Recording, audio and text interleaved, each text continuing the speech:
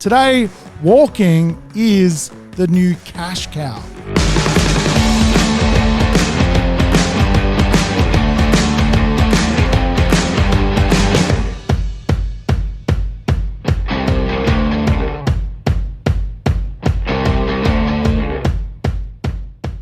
Welcome to the Urban Property Investor. I'm your host, Sam Saggers, here to help you crack the code for real estate wealth. And today we've got some code cracking to do. We're actually going to delve into one of my favorite topics of property cash flow and what it actually means for people. Today, we do know in this very grim of grim worlds, we need cash flow. Warren Buffett really does encourage people to have more than one income stream. He is a man who buys multiple businesses because he wants multiple income streams. We're going to learn a lot from the great Warren Buffett as to how we should also approach life. Today, we also need parallel income. Income from property, income from side hustles, income, of course, from our own job, with the ultimate goal to get somewhere in life. And of course, for many people, that is to replace their income from their job and live passively ever after off income producing real estate investments, rental properties, which pay you to live off. Today, I think it's really important to explore rental properties. If you've missed my last episode, backtrack. It's time to go backwards one episode because this is actually a follow-on episode from that. And I tell you what, in that episode, we did explore two other big paradigms which complement what I'm going to talk to you about today. The first paradigm is tenants. The world is changing. The market is changing. Economics is changing. We live in deflation, not inflation. We live in a time where money is going backwards, not forwards. And of course, many tenants today are doing it pretty hard. There are broke people out there. You want to steer clear of them as much as you can. Go back one episode. I talk a lot about the idea of personas and tenants. So check out that episode. I also talk about the hold triad, which is three big jigsaw puzzles put together. First puzzle is your tenant. Second puzzle is you learning to be a superb landlord. You learning how to help people, help tenants, but also help yourself get ahead in life by not stressing about the little things, getting on with the big things. And of course, one big part of the puzzle is holding real estate and understanding borrowing and mortgages, which we'll talk a little bit about today, because the whole triad is made up of three big dynamics: being a great investor, having great tenants, and of course, great rental properties.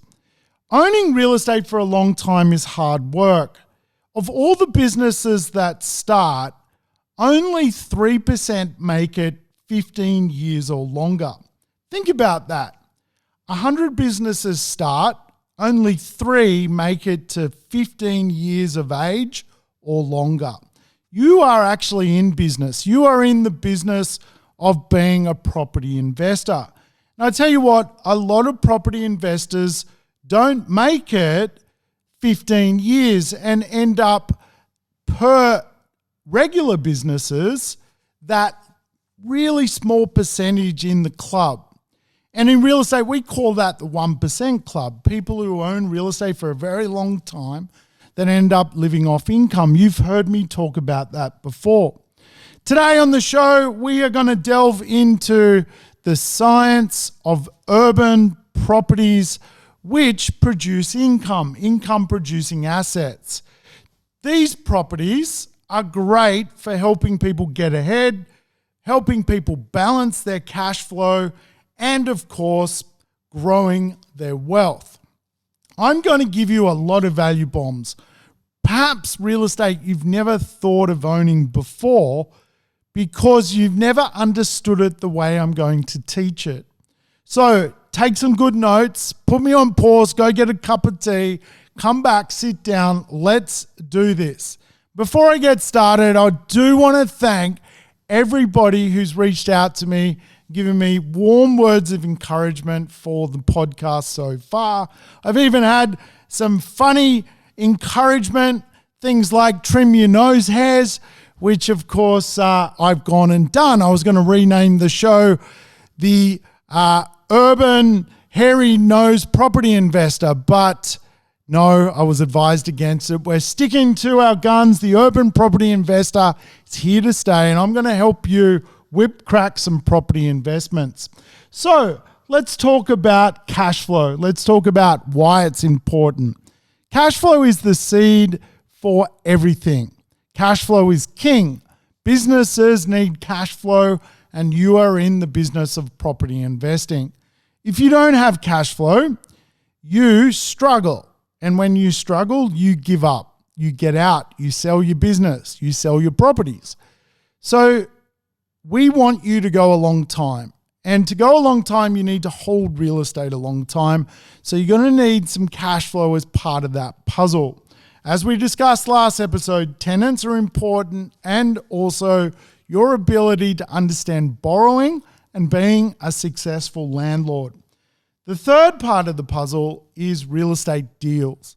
Real estate deals do make a big difference in how you sustain being a property investor. Some property deals are very negatively geared.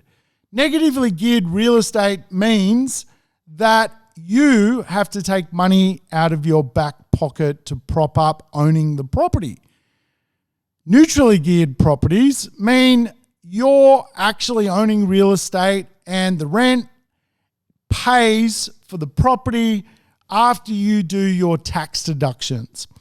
And positive cash flow real estate is real estate where your tenant pays so much money in rent that it pays the mortgage and it pays the costs, but it also puts more money in your back pocket. As a property investor, it's really important at some point to become cash flow positive, to have more income producing real estate so you can stay in the game longer. So let's crack some long-term wealth activity. With no cash flow, people struggle, they sell, and they opt out of real estate. It is our seed capital to future long-term investments, and without it, you're going to get hurt. So let's build a property portfolio together. Let's play the cash flow game. How long have you held your longest property for? If it's a short period of time, 3, 4, 5 years, what you're probably experiencing right now is a lack of cash flow in your portfolio. What that actually does is it causes challenges. Remember, there's 3 parts to this puzzle. There's you, your tenant, and the tax man. At the end of the day, after a certain period of time, you want your tenant to be doing the lion's share of the work. In the whole triad, we have great tenants, a big part of the puzzle, per the last episode. You being a great landlord. And then there's the third part of this puzzle, cash cows. Properties which are cash cows. Now, I love a good cash cow. Who doesn't like a good cash cow? I think even on Channel 7 Sunrise, they have the cash cow. He gives away 20 grand a day because everyone loves a cash cow. Comes out dancing, does the dancing cash cow. You need the dancing cash cow in your property investment journey. You need at least one of them to get you where you need to go.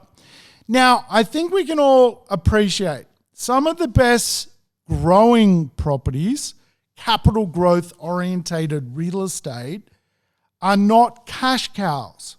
They cost you money to own. You have to take money out of your back pocket to service them, to keep them in the real estate game. Some of the most beautiful, best designed, idyllic real estate costs a pretty penny. That real estate, of course, grows exponentially, and when the market's friendly, it goes up and soars in value. I've had real estate jump in value by $1 million because it's idyllic in the right location and grown exponentially. Of course, $1 million in growth far outweighs anything you can get from cash flow. But to get that $1 million in growth, you need cash flow to get you there. Because when it comes, when that growth cycle hits, nobody really knows. So it's much easier to plan growth rather than guess growth. When you plan growth, you're also planning to have sustainability from income producing real estate to get you capital growth. So a fantastic growth property that might be in a really classy suburb, it might be close to the city, it might have really good land content in a good suburban neighborhood, it might be secondhand, firsthand, it could be a great investment for future growth. But as we know, the problem with the property is it's probably going to cost you money out of your back pocket to hold. When that growth is slow to come, you start to struggle because the bills add up, the strata fees add up, the council rates add up, the insurance adds up, and the repairs and maintenance start to add up. All of a sudden, you're on this journey and you're like, can I even do this? All of a sudden, you lose your job. You need to get a new one. You have a child, and of course, now you've got a new cost.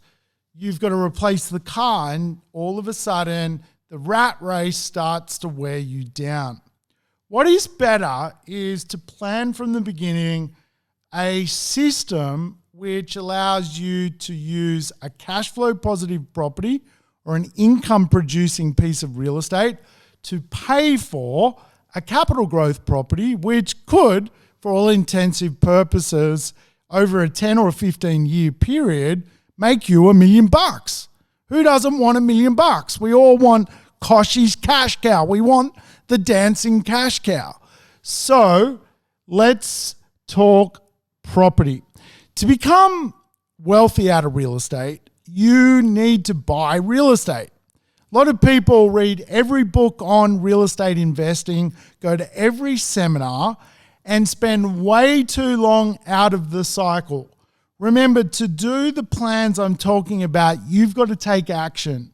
If you don't take action, everything I'm saying to you right now is worthless, because there are only so many days in the year, years in a decade, and decades in your life. And if you don't start playing the game of real estate monopoly in Australia or New Zealand, you're going to be a fence sitter. You're going to end up on that pensioner economy.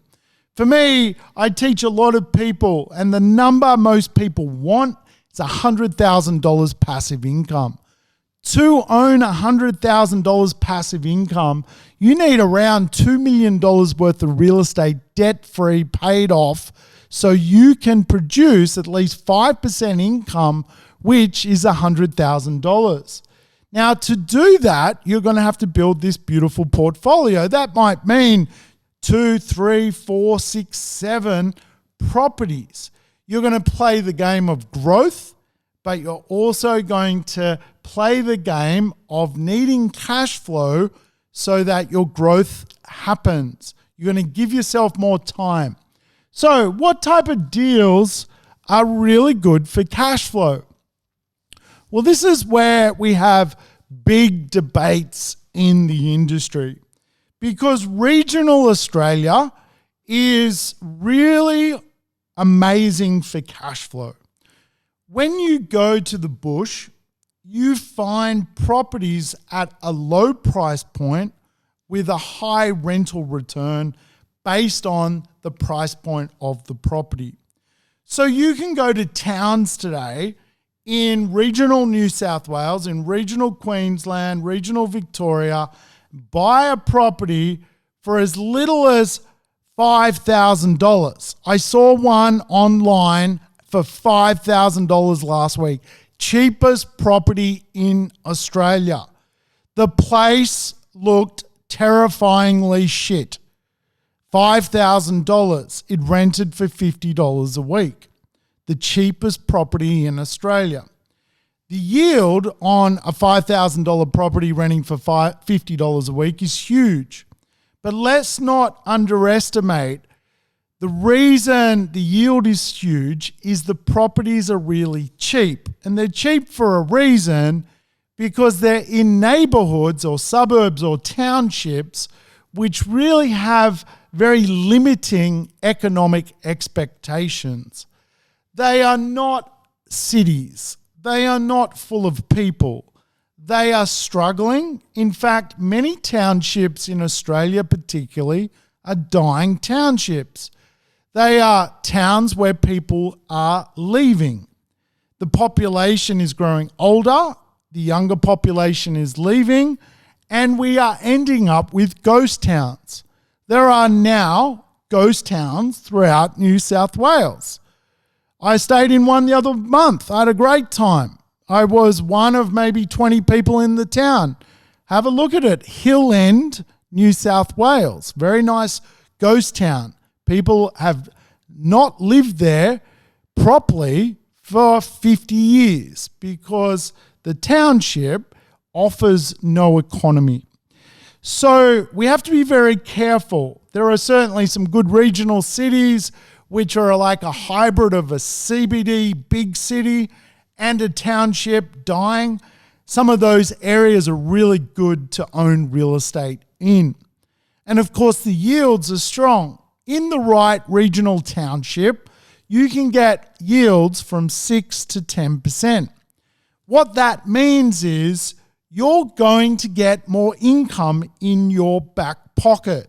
You're going to have rent coming in, and it's going to put money in your pocket, and you're going to be able to use that money to prop up capital growth properties in hot locations, gun locations. Now, I'm going to give you an example. Me and my dad, we went out to a place called Mudgee. If anyone's been to Mudgee, it is a beautiful, beautiful city in New South Wales. It's a township. Now, not much happens in Mudgee, but Mudgee people are very nice. In Mudgee today, there is different economies. There is viticulture. Viticulture is wine, right? So they make Mudgee wines. It's pretty good red wine. Anyone ever had a Mudgee wine? It's pretty tasty, right?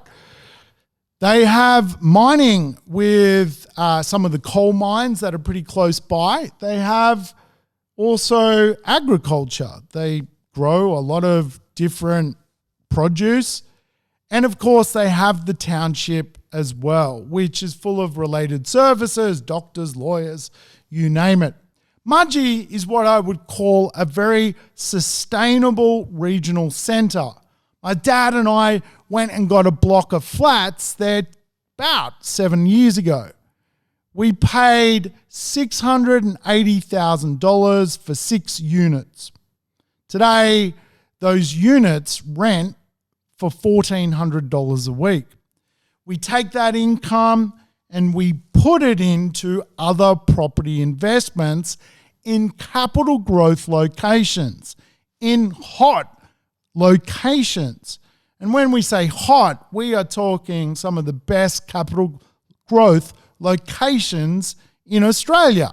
Properties around Sydney Harbour, properties which are just hot real estate, right?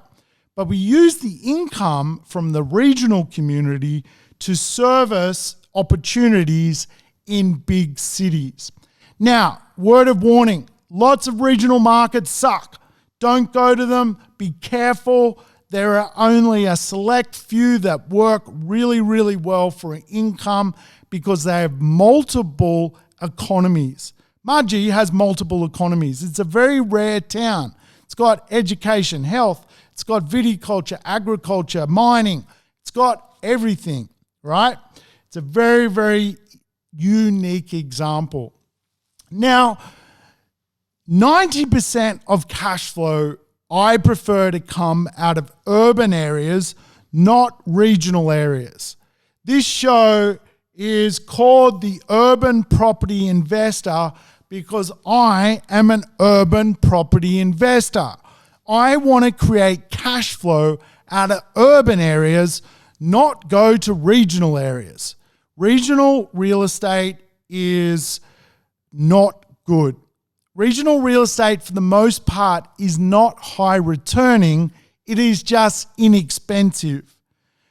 Buying a property for $100,000 that rents for $200 a week is not high returning real estate. Now, you might argue the point. You say, what the hell are you talking about? That's a huge return. It's like a 10% return.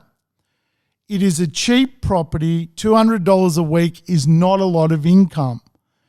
You're not going to replace your income by owning $200 a week.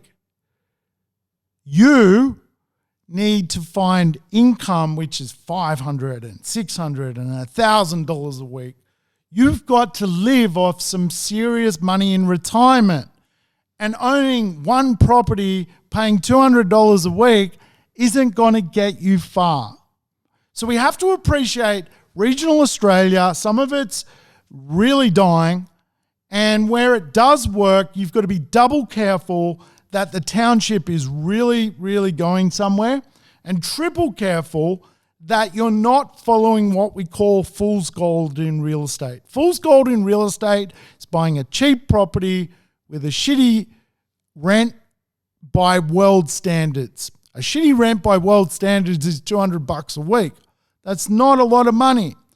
Now, when you put into consideration the cost to maintenance, repairs, bills, here's the real truth about really cheap properties.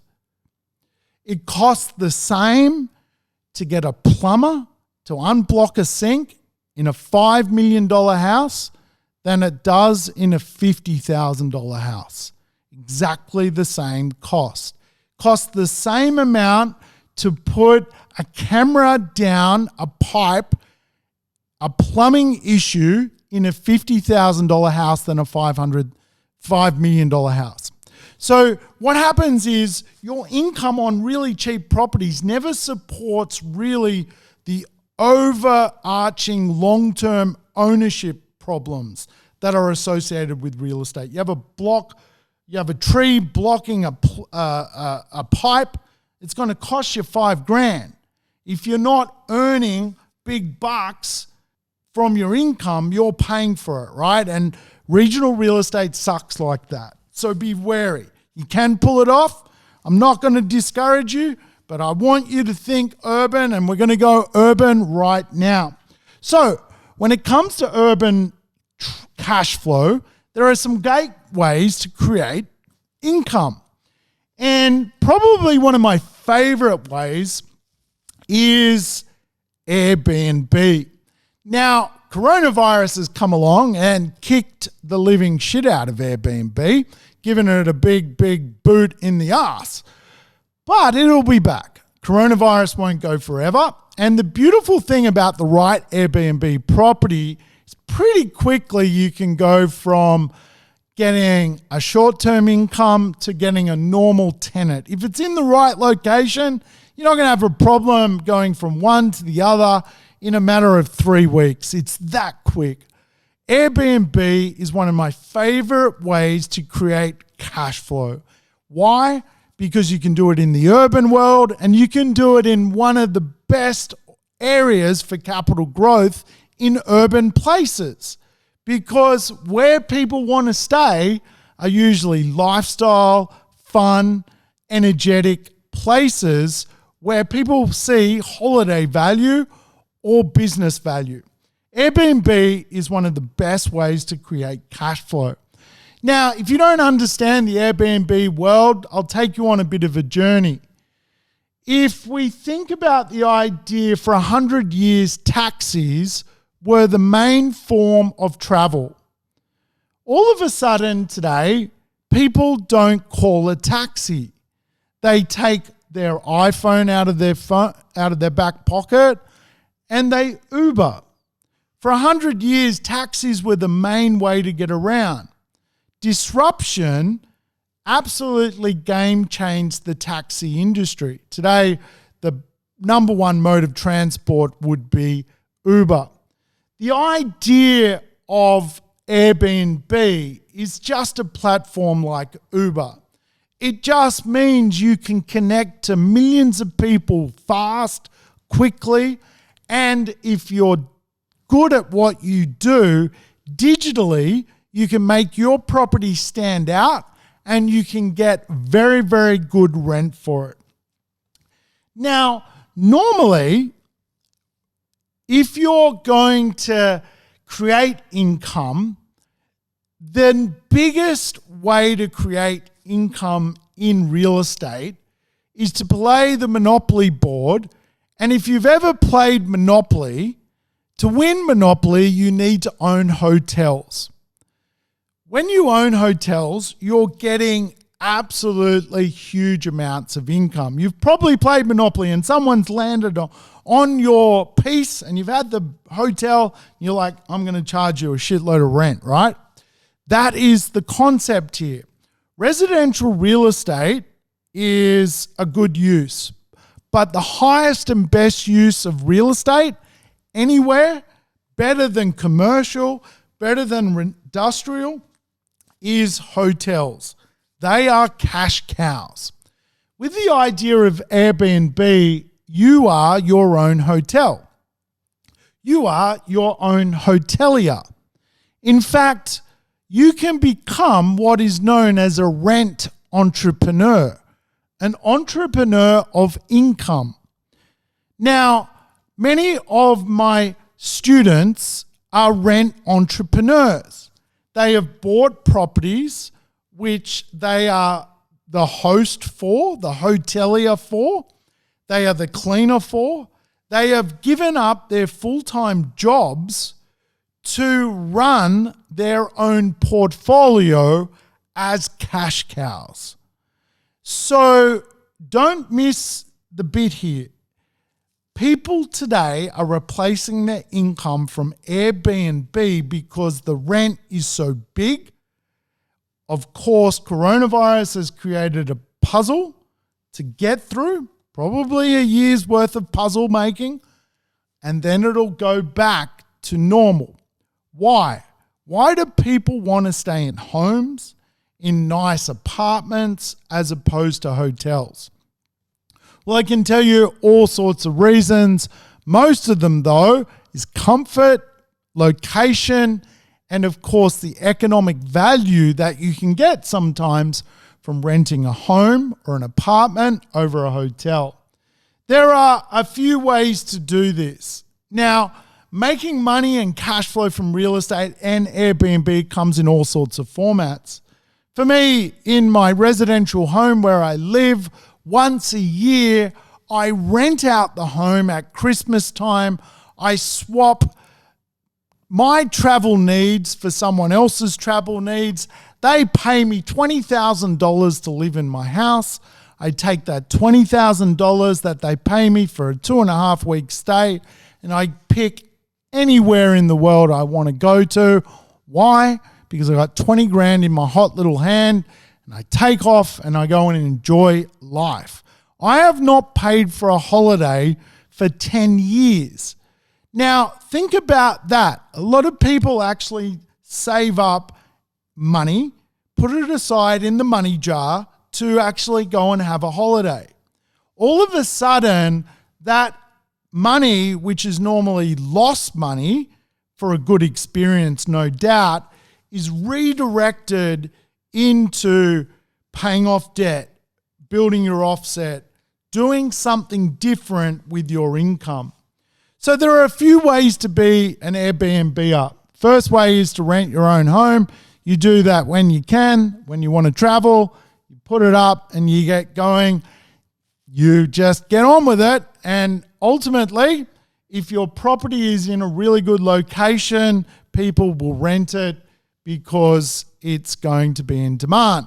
This is where lifestyle locations, which I've talked about before so many times in this podcast, come into their own.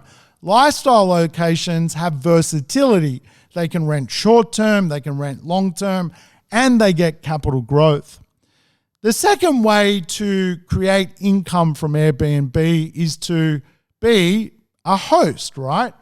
A host is someone who has a room or spare inventory, and they're looking to create more income in their life so that they can park more of that income into income producing assets or capital growth assets.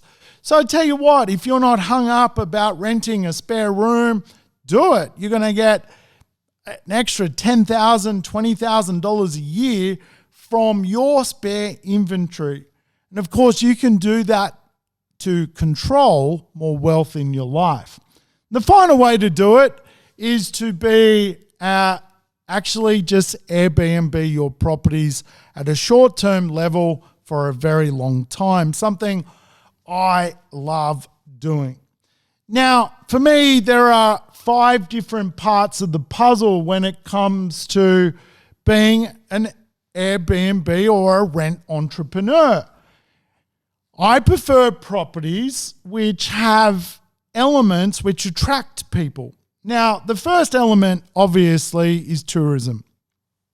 Now, this is where little quaint properties in little weird villages that people love to go to are not a bad investment. But for me, I want to stick to urban areas and have the capital growth that a big city like Sydney or Melbourne or Brisbane can get. So identifying a good Airbnb marketplace to create cash flow to pay for capital growth, I look for things like hospital areas, hospital belts, sporting event locations, CBD locations, and convention centers. The reason I choose those areas is when Airbnb issues occur, I can easily put a property on the long-term rental market next to a hospital, next to a convention center, next to CBDs, because most of that infrastructure is within 5 kilometers to our major metropolitan areas. And of course, if the property stands out, it's going to rent no problem at all. And of course, because of coronavirus, I've had to do some switching, but the income can be fantastic. I recently had a property, 2-bedroom apartment that I bought for $640,000, earning $78,000 a year. $78,000 a year. That's a huge amount of income. That income pays for my mortgage and puts about another $25,000 in my pocket per annum. Guess what I do with that $25,000 in my pocket per annum? I pay for capital growth properties, which I have in rockstar locations, areas which will blow your mind when it comes to capital growth, areas which could accelerate in value by hundreds of thousands or even millions of dollars. Why do I do that? Growth is important. Growth is really a key fundamental of property success. You can choose Airbnb properties in funky locations. I'm a big fan of it. Don't hold back. Don't be shy. Learn how to do it. Join the Airbnb world. You'll never look back. And I tell you what, good old coronavirus is actually a great time to learn the skills needed to be a rent entrepreneur, because there is a bit of dirty work. It isn't just sitting back and collecting the rent. There is some involvement and psychological dynamics you need to understand about being a short-term renter. Being a short-term renter is not about consistent income. It's about absolutely working income. It's about harvesting results. Now, I'll tell you what, one of the investment plans and strategies I love is the second dynamic around urban income. Now, this is one you've probably never heard before. This is probably the first time you're going to hear pod. A pod is a cash cow today. I invest in pods. I love pods. What is a pod? A pod is a pedestrian-orientated development area. A pod. A walk score neighborhood. Now, think about what I'm going to tell you. If you want income, do you ever see owning a property, say 50 kilometers from the CBD, producing income for you to replace your job? Now, here's the thing. Someone living 50 kilometers away from the major infrastructure of a CBD is living there due to affordability reasons. Otherwise, they wouldn't live there.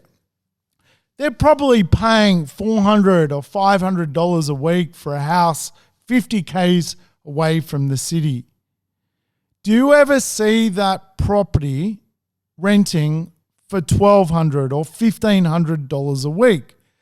Could someone who is living their life based on affordability ever be capable of paying that kind of income to you? If your ultimate goal is to run a property portfolio, run a long-term business, and replace your income, for me, I steer clear of outskirt areas of CBD or urban realms.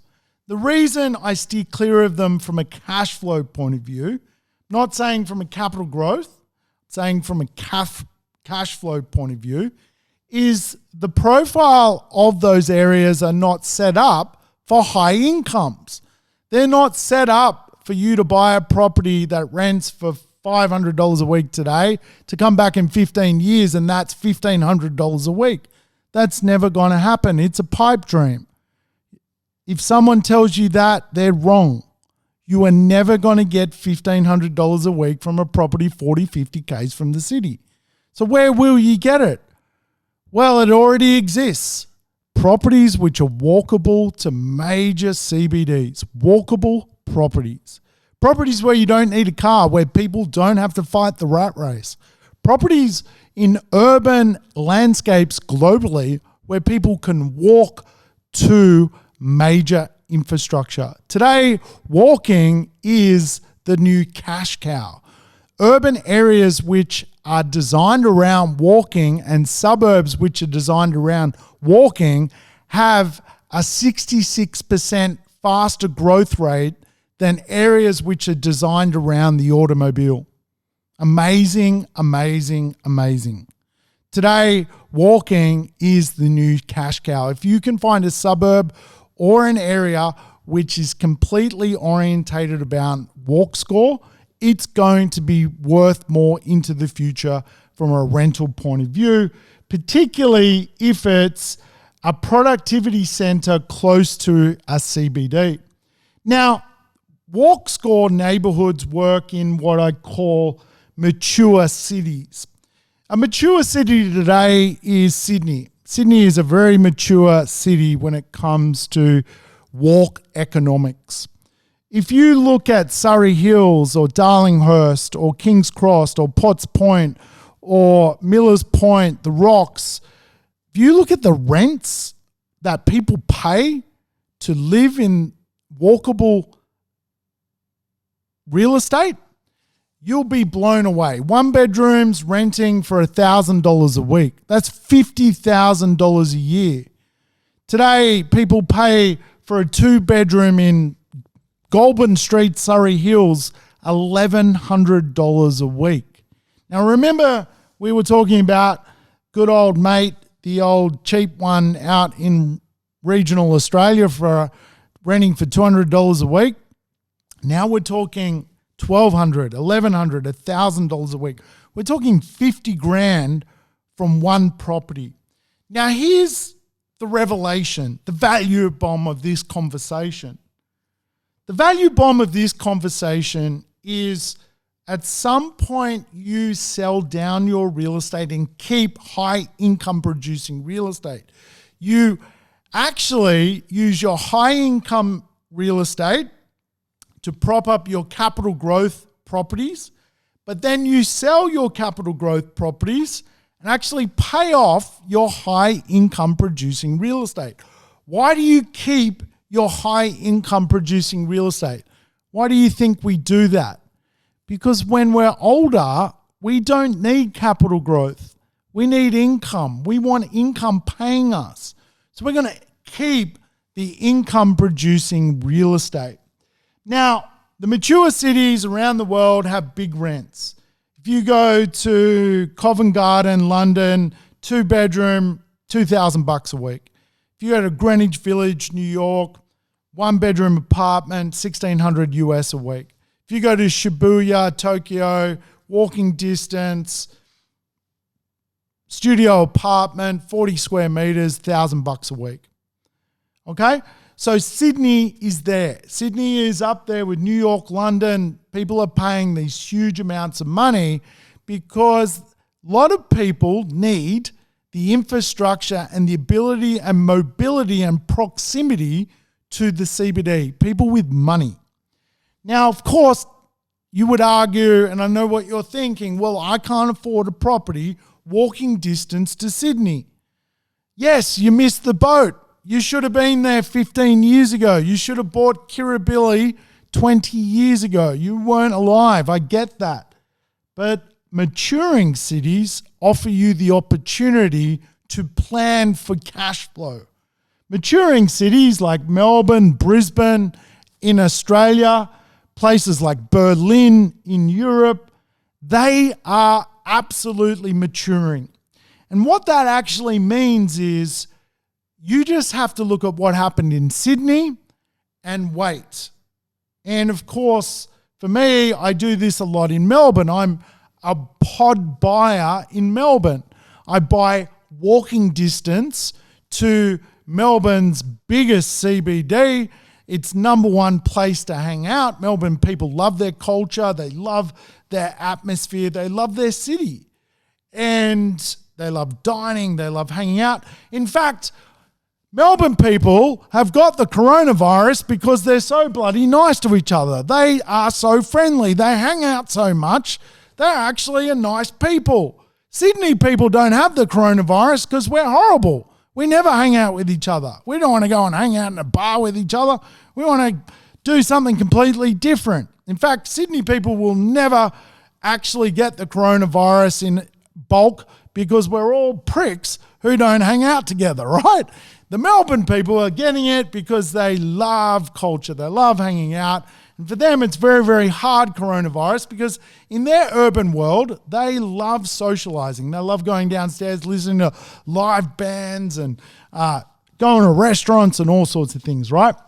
That's the Melbourne life. Melbourne is New York. Melbourne is New York. Now think about that. How valuable will real estate be where you do not need a car in 10 years' time? You can walk to everything. Now, reason walk score areas will go up is actually they're the most undersupplied market in Australia. Now, think about this. 96% of real estate is real estate you have to drive to. 96% of real estate in our cities, you have to drive to it. Now, our cities are huge. They're 200 kilometers in diameter a lot of the time. They are massive, right? They sprawl 60 kilometers one way, 60 kilometers the other way, north, south, east, west. That is huge. 200 kilometers, 96% of it is drivable. 3% of it is what we call last mile nudges. 3% of it you can scoot or cycle or quick tram, or you can Uber at $10 and you're there, right? 1% of it is walkable. 1%. And often people misunderstand that 1%. Everyone got Sydney wrong. Everyone said, don't buy in Sydney CBD, it's going to be overcrowded. Look at the prices. People are paying $100 million to live in Sydney CBD. People pay $2.4 million for a one-bedroom apartment. Everybody was wrong. They were wrong because the urban world wants the infrastructure of a CBD. Even though coronavirus is reframing people working from home and all sorts of wonderful stuff that will eventually go away, what will not go away is the culture of a CBD. It is fun. It is energetic. It is life, man. It is life. Life is not sitting at home hiding in your house from coronavirus. Life is being in the CBD. That's why Melbourne people have it, because they're full of life. They're full of energy, right? So here's the thing. From a cash flow point of view, we absolutely want pods, walk score places. Pods go off. They are awesome. They will be cash cows into the future. And of course, they're probably going to get some pretty good capital growth as well. Nothing like a suburbs mystery when you can walk it, when you can feel it. And the reality is a lot of people in society have punishing workloads. Think about a lawyer. A lawyer works all day and half of the night. Do they really want to drive an hour and a half in traffic at the end of the day to get home? Wake up bitterly early to get back to work? No. They've got to have documents in courthouses first thing in the morning, right? They have to live the life of the urban warrior. Accountants, futures traders, bankers, executive assistants, EAs, PAs, executives. These people earn big bucks. They earn 20 grand a month, some of these people, 30 grand a month. Paying 5 or 6 grand in rent for a 1 or 2 bedroom apartment is not a problem. Now remember, part of this puzzle comes back to the tenants. These are high income producing tenants. They don't give a shit if they pay $1,100 or $1,200 a week. That's not in their DNA. They are time poor. They're not penny thrifters. They're not trying to understand, oh, I can't pay another $50. They're like, I'll pay you $50 more if that guy doesn't get it. That is the mindset of these human beings, right? They're ferocious tigers. And they want to walk to work, right? The third cash flow dynamic, or another cash flow dynamic, is commercial properties. I'm not going to get into this in big detail on this show today. We will do a commercial property overview soon into the future. Of course, commercial properties, I think for most property investors, are a bit of a no-go zone. The reason is they're complicated. You need a good lawyer to look after those properties. You can have some serious rental disputes with commercial people. You can have all sorts of drama. And of course, owning commercial properties, lending is different.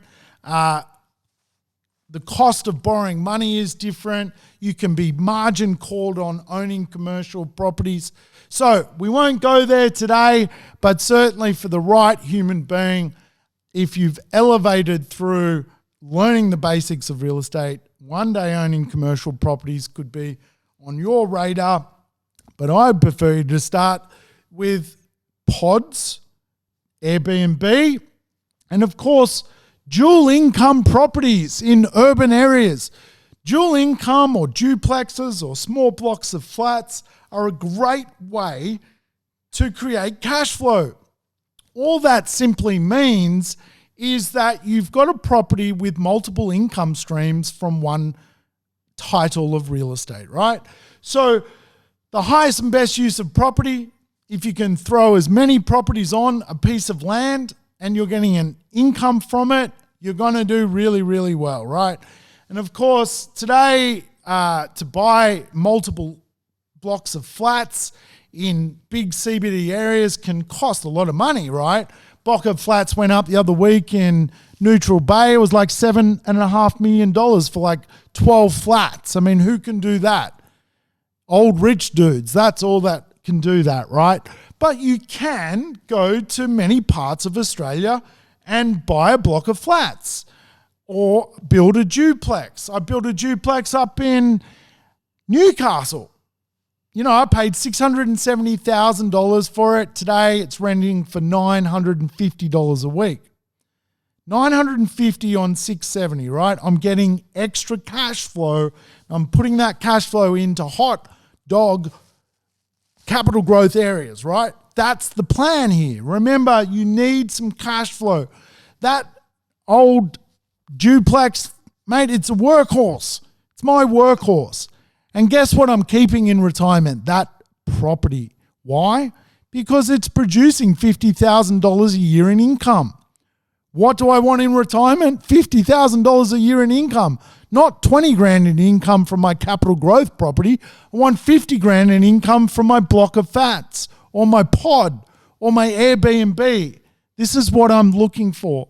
And there's good income producing, cheaper properties today that you can buy. Southeast Queensland has some good options for duplexes or dual incomes, which is just basically a granny flat and a property. I mean, you can pick up a granny flat and a property in Southeast Queensland from like $540,000. Now, the fact that it's got dual income allows it to grow. If you've got rental growth of 5%, you've actually got rental growth of 10% because you've got two properties, both growing at 5%. So of course, mathematically, it is a good option for people.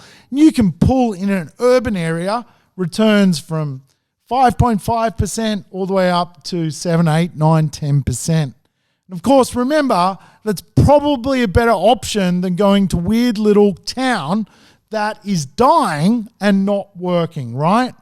Remember, we want income and people provide us income. I'll let you register this.